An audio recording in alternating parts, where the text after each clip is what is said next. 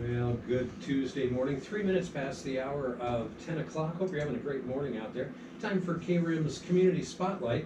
And right now outside the KRIM studio, 75 degrees, so things starting to warm up, and tell you more about weather here coming up in a little bit. But in the meantime, on KRIM's Community Spotlight, talking this morning with Gila County Superintendent of Schools, Roy Sandoval. And how you doing this morning, Roy? I'm doing great. Yeah? How can you go wrong with this weather? Huh? Oh man, it is beautiful. And the fact that they're saying, National Weather Service is saying by Sunday we should have highs here in the upper 60s, by Monday in the lower 60s, and even a chance for rain. So, Really? Yeah. What is rain? Yeah, it's this strange mystical stuff that I've heard so much about, but haven't seen any of them quite. I've heard of it as well. Yeah, but anyway, so now one of the things we want to talk about this morning when it comes to schools in Gila County, and specifically here in northern Gila County, has been historically the challenge when it comes to internet bandwidth and the speeds at which we can connect. And for the schools, that's got to be a pretty significant challenge, in that, I mean, it seems like everything is going more and more towards the internet, and so keeping kids up to speed with how it's used and all that. And of course, you've been using it a lot during this COVID-19 pandemic, as far as the social distancing and distance learning and all that kind of good stuff. So bandwidth's a big challenge, but you got some pretty interesting things coming down the pipe. Yeah, of course, software gets more complicated, and the more complicated the software is, the more complex, the greater the bandwidth used. Right. So everybody fills, whatever bandwidth you have, it fills up. Mm-hmm. So what happens about almost 3 years ago, it'd be 3 years in November, what we did is we spoke, there's a program called E-rate that actually, where the federal government helps to subsidize bandwidth. And there are two arms to it, if you will. And one is to subsidize the ongoing costs, and the other is to subsidize the construction to create it to begin with. And that's not cheap. No, it's not cheap for rural areas. So at that time, you would throw into a consortium, you'd build a consortium. It was November. We didn't have time, so we threw in with the Navajo Consortium all of the schools and libraries. The idea was to get a large bandwidth trunk to every school and library in the county. And we're talking a fiber optic trunk, which has the ability to carry massive amounts of data. Huge. For every school and library, within a half mile of every school and library in the county. So we threw in with Navajo County, had no idea what we were doing, okay? And they, with them, created a $60 million project.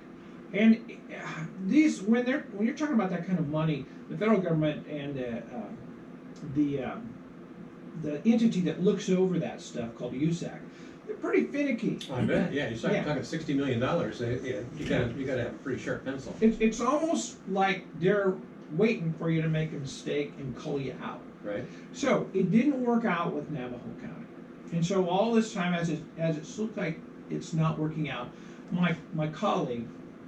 Always hang around with people smarter than you. That's my motto. It's a good way to be. The person I hang out with was Jackie Sanders, who's the county librarian and assistant county manager, deputy county manager. Right.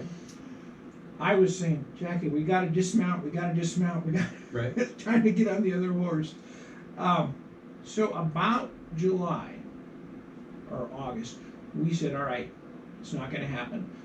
So almost a year has gone by. Let's create our own consortium in Gila County. So we went to all the superintendents, all the school boards, and all the private schools, and the public schools, and the public charter schools, and created a consortium that we could build a plan around. So we built that plan to get that internet to those places, and we went out for the RFP, request for proposal. Right. And we ended up hooking up, if you will, going through a real rigorous process. And one of the things that we did is we learned a lot with Navajo County. We said we're gonna go through the same process of procurement that the county goes through. So we're gonna avail ourselves to that, so we're not amateurs trying to go through this whole procurement process. Right. So we did, and it was tough to get everybody on board, but we did it. And we didn't hear for like a year and a half.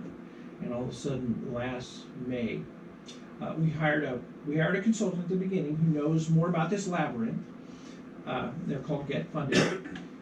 We got word in May that we were awarded $19.7 million. Wow, $19.7 million. Yeah, and when Sparklight talks about the $22 million and so on, we're coming off the rim, we have that money. 19.7 of that is from us. Right. Is from that, not us. It's from that effort. It's from the federal government through that effort. Right. So, wow, I was knocked out. I couldn't believe it. The consultant, she kept having to re-email me and says, "Yes, it's true. It's true." Really? Believe me. No. Well, I mean, that's a beautiful thing, though. I mean, because obviously, to do this, you're talking a fiber optic trunk that I'm assuming is coming along the highway down off the rim on 260, Right. Yeah. and will be buried. Yeah. Okay. Yeah. And so, I mean, you got all the dirt work. You got, I mean, there's just a ton of different variables there. Yeah. And that 19 point some million it probably gets eaten up pretty fast. Well, and also, Randy, it's not just that, but it also to Young, to Wow. Pine, to Tonal Basin, to Hayden Winkleman, to San Carlos.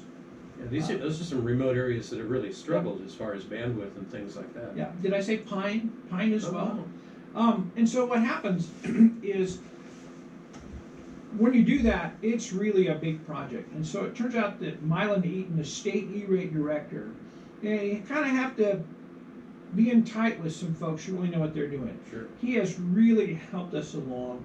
And it turns out there are other big E-rate projects happening. And so he has this map with all the projects in its color and has been able to tie our project in with some other projects like Pinole County. Right. They're coming up for Hayden Winkleman and Globe Miami. So it's a great thing, and I think the wonderful thing about it is that the communities, it's not meant for the entire community. You know, federal government's how they have really rigid, federal government has real rigid walls. Mm-hmm. So you could never speak at all that it would help a community, right? But logic tells us that when a business is putting in fiber optics, they're going to put enough in for an entire. Well, and when you start talking about a fiber optic trunk line, it has many, hundreds of pairs of fiber optics in there. Even if the schools were really blown and going, you're still only going to use a percentage of that, which means there's more bandwidth left over for other things. Yeah, and so now you start thinking about redundancy, right? And you Which is think what about, we need so badly here. Absolutely, telemedicine. Right. That's I mean, it's huge, and with COVID, it's even huger. Right? Yeah, huger. Might even be hugest. But you bring up a great point in that with the disaster work that I've done, I've dealt a lot with telemedicine since about 2004, and in the early days, it seemed like there was an awful lot of people that didn't even know how to use the word telemedicine in a complete sentence. And now with the COVID-19 thing, that was kind of thrust upon them whether they liked it or not. And after being forced to learn about it, a lot of doctors are saying, hey, this actually works. Is the same kind of true with the challenges with the distance learning and everything with the schools? You know what? What I think the COVID has done with the schools is it has forced the issue of distance learning such that the districts, before they might have had distance learning to some degree, or what they call distance learning, and it wasn't maybe as effective as it could be, but in times of crisis, people rise up. And so during this crisis, it has forced all of us, teachers, parents, students, administration, to begin to really hone their skills relative to how they instruct and assess using that modality. And so I'll give you an example. I did a lot of consulting, and one of the places I consulted with was Arizona Online Academy for 4 years. And what we found, my business partner and I, was that the challenges for online learning are very different than brick and mortar. And so the inclination is to just video, when you think online learning, you're thinking, oh, well, I'll just video myself giving a lecture. Right. I'm not. Yeah. It is a really difficult process, and it's different. So it has forced brick and mortar schools to have to adapt and actually hone their skills. And I'm not trying to denigrate them because this is a difficult, very difficult thing. And I think it's burning teachers out. They're trying to do online and brick and mortar. That's really tough. There's going to be a lot of challenges there. Yeah. Now, as it pertains to all of that, aside from all the challenges that the COVID-19 thing has thrust upon the schools in Gila County, I would think that just in general, with so much in our world, as I mentioned earlier, going more web-based and that kind of thing, that when it comes to education, there's so many different little idiosyncrasies to teaching a number of different subjects, where having that connectivity, that bandwidth, is absolutely critical for these kids to get the education that they need to be able to go out and compete in the workforce. Yeah, bandwidth is everything. Sure. Just the software to run some of those instructional tools. You don't have the bandwidth, you're not going to run that software. So and if you do have video online, let's just say you develop a online chat room that has video, so that the students can see each other and the teacher can see the students. Man, you're talking about big bandwidth. Yeah. For a large number of classrooms.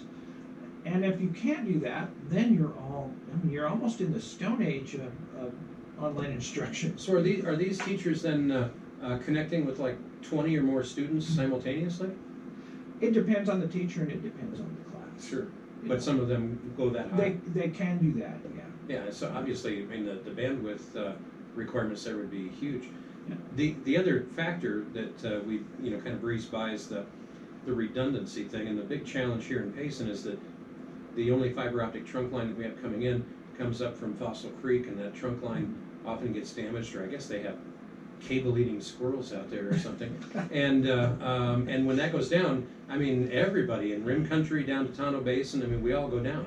And so with this coming in from the northeast up off the Rim and down 260, that's a whole nother supply line. So that right there makes a profound difference as far as that lack of connectivity or intermittent outages and that kind of thing.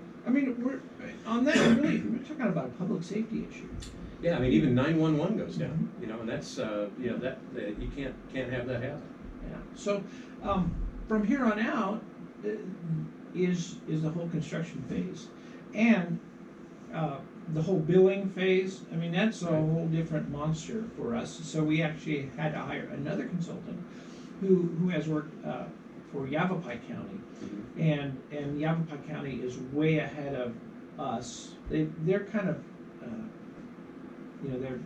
they're the leaders in this whole thing with the E-rate, and he is sort of helping us. No, he is not sort of. He is helping us to negotiate that whole labyrinth of the billing and the costs and. Right. So where are we at as far as the construction of these trunk lines? How far out do you see that being as far as being able to actually deliver that bandwidth here to Payson? Yeah, that's the kind of bad news, because really you're talking about. I still think you're a year to a year and a half out. Right. On that, it's not a fast process, and part of the reason for that is they tend to take other projects, and so there might be a project in Pinell County. In fact, I know there's a project in Pinell County that is going up to Superior, right? So if you look at that project, to link that with our project, to go to Winkleman or to Miami, right, or Globe, is a little more expeditious, because they're so far. There's a certain amount into their program. We're just beginning our program. And so you kind of have to wade through that, and that's not within my purview of authority nor expertise. Right, understood. Yeah. Well, what a major step forward to know that this is going to finally come to fruition. I know there's a couple other, as far as the redundancy, a couple other projects that are being looked at or at least talked about, as far as maybe even bringing one up from the valley, up 87. Yeah. Whether or not that comes to fruition is a whole other issue, but still, this is a significant step forward. So, wow, $19.7 million grant.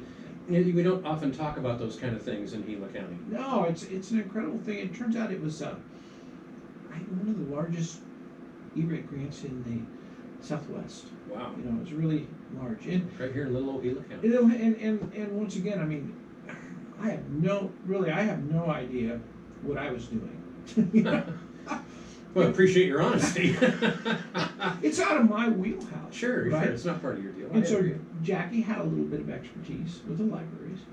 We just happened to stumble. We learned a lot from the Navajo Mhm. County fail, if you will, and we took that and we were able to just have the right consultant in the right relationship with the state E-rate director, because he's the guy who all these projects, he knows who did what and their level of expertise. What makes sense and what's a pie in the sky dream or whatever. Yeah, and then our current consultant that's sort of untangling all the things with the construction and the costs right now. So it takes a team. It really takes a team, and it really takes a different level of expertise, and I really think it takes, from my standpoint, letting go. You know, you're not going to try and micromanage someone that's really smart and really good at what they do, and letting them do their job. Well, you know, one of the things that seems like every time one of these types of opportunities has come along, I got to figure out how best to word this. It seems like politics always come into play, whether it's people that are wanting to take credit, or they've got another project that kind of competes with it, so they want to talk that down so they can talk better about their.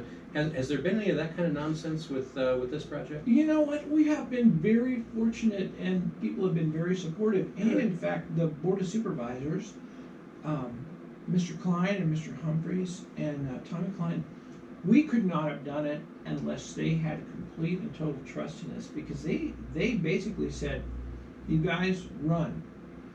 You know, and there is a place where, let's just say you had a Board of Supervisors that wanted to keep a tight hand on things, or let's just say when we said, well, we need to use the county procurement process, and so we might need the county finance director's time, and they, you know, that's where someone could say, well, hey, wait a second, we're going to charge you for that. Right. Who's going to pay for that? Your office, Mr. Superintendent? Mhm. Right? I mean, you see how Sure. politics, and then let's just say then they can go out to the public and say, well, you know, we made sure that nobody sponged off of us. Right. That can stop a project. And So- it's weird though, you know, I mean, Gila County, where 97% of the land is, you know, under, you know, federal jurisdiction or under federal management. And so as a result, we have a limited amount of tax revenues and things like that. For us to get not only this $19.7 million grant, but also a $20+ million grant to build the bridge down in Tonto Basin. I mean, that's a lot of pretty amazing activity in Gila County. Yeah, it is. I don't remember in the 40 years that I've been around here, I don't remember ever seeing that kind of wow come into play before. You know, it's a good point, Randy, because from my standpoint, what I see is a whole bunch of leadership of people that really are not trying to take credit for stuff. They're trying to move things ahead. That's, God bless them. That's And, a wonderful thing to hear. People are really benefiting from that.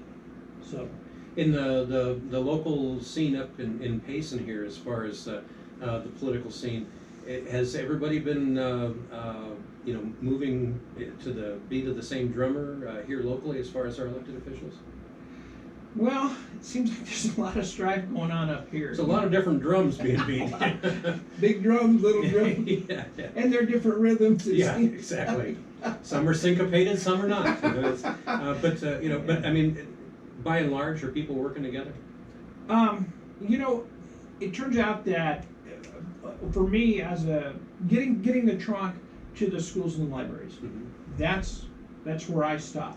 So the real question that I think is, can the town council and the town of Payson, are they going to be able to have the, as you say, the rhythmic coherency I like that. Yeah. to prepare to take advantage of these huge opportunities? Mm.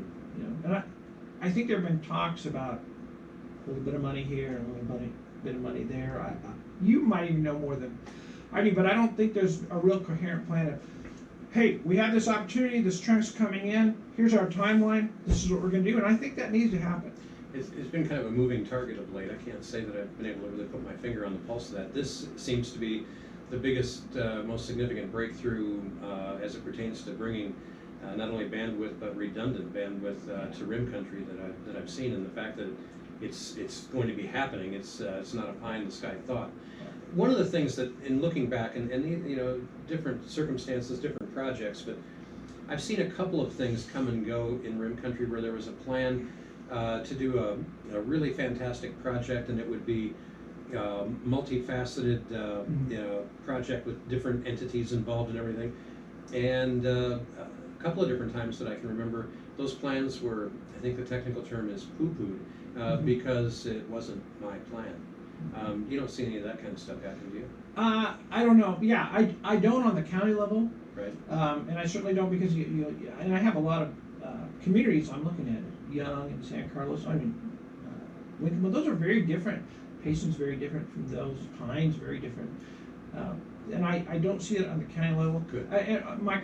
For me, quite frankly, as a constituent. So now I'm talking as a constituent as opposed to county superintendent. Right.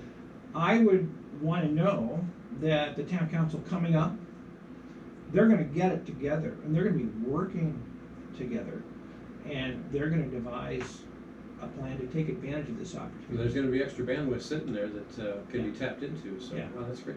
You know, and you know, your point too about just the installation of the underground fiber optic cable, the trunk line.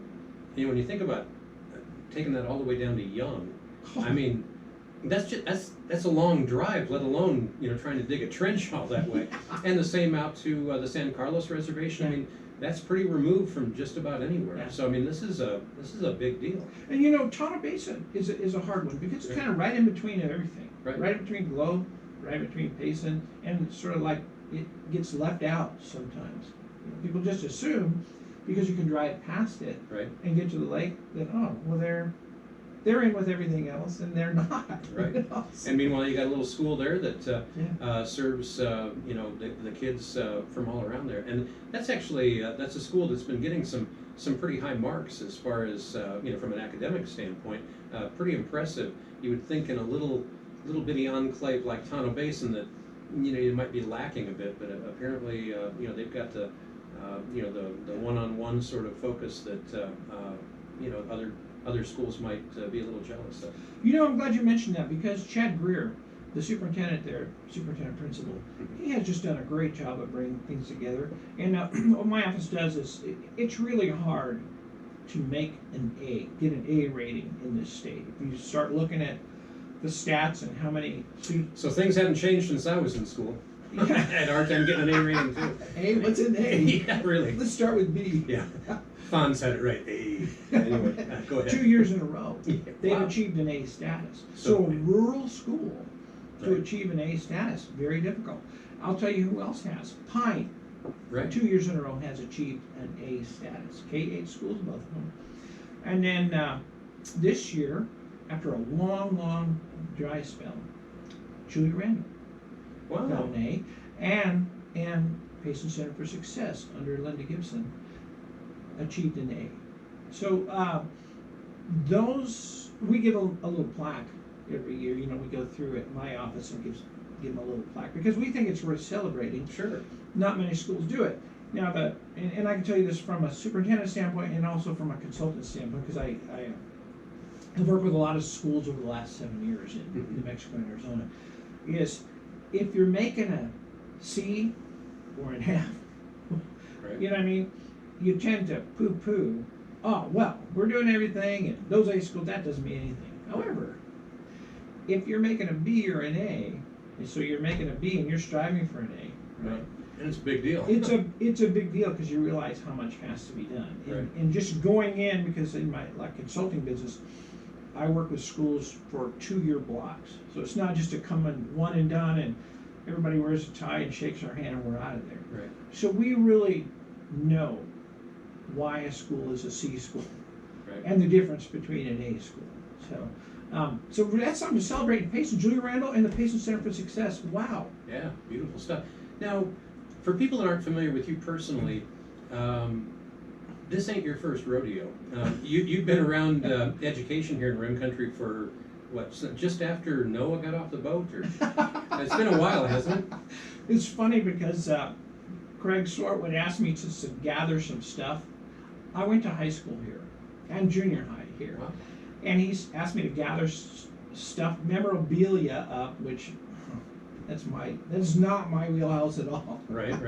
And so I started teaching here there was this really slim, muscular guy in 1985 that started teaching here. Yeah, I think I know where this is going. My wife says it's me, but I don't know. Yeah. So I taught at the high school. I taught biology and I coached wrestling and baseball and football, and even girls softball for a couple of years. You Wow. imagine a wrestling coach coaching girls softball. If you don't imagine that.